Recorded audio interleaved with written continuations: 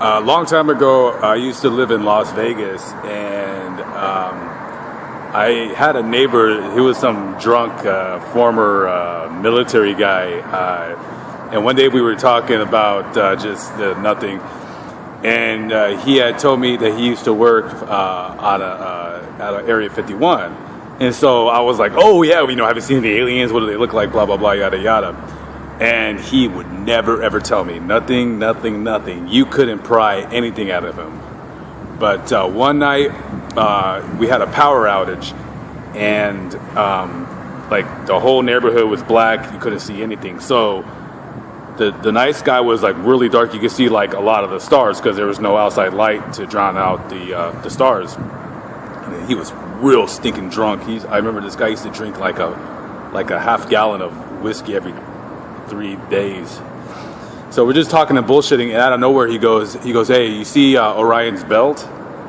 And I was like, "No, I don't know what the hell it looks like." And he goes, "Yeah, up there." He goes, "You see Orion's belt?" He goes, "You see how you see two stars that are straight, very, very parallel to each other, and then there's a little star that's slightly adjacent and off to the left."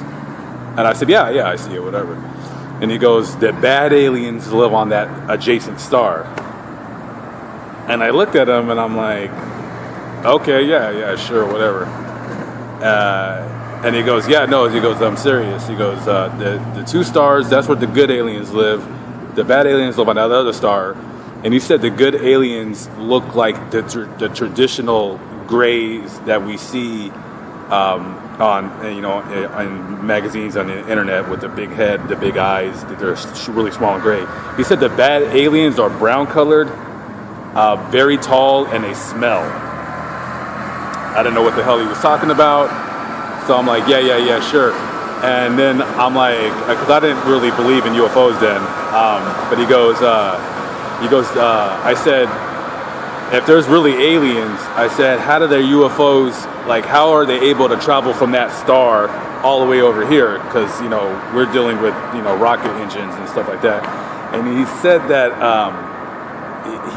the UFOs, they basically run on electricity that's created out of nothing.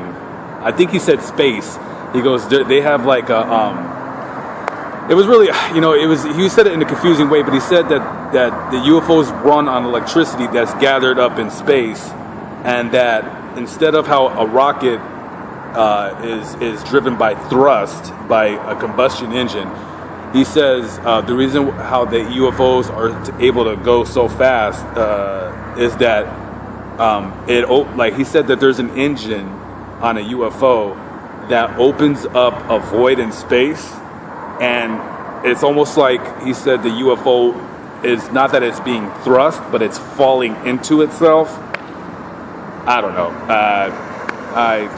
I'm not sure if I believed him, but he said it pretty matter-of-factly.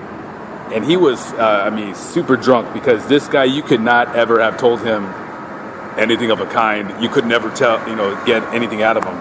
But then he just goes off and says that. So who knows? It could be real. UFOs. I kind of do believe in UFOs because I kind of seen one.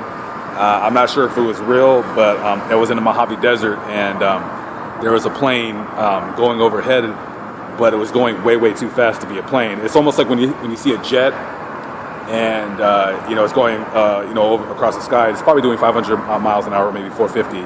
Well, this thing was going like 40 times faster than what a jet would be going up that high in the sky. So I don't know what the hell it was, and who knows? Is it true? Hell if I know. But if any government officials see this, and if this is true, and I let out government secrets, please don't kill me. I don't want to die. I don't know. Maybe I should just keep my mouth shut.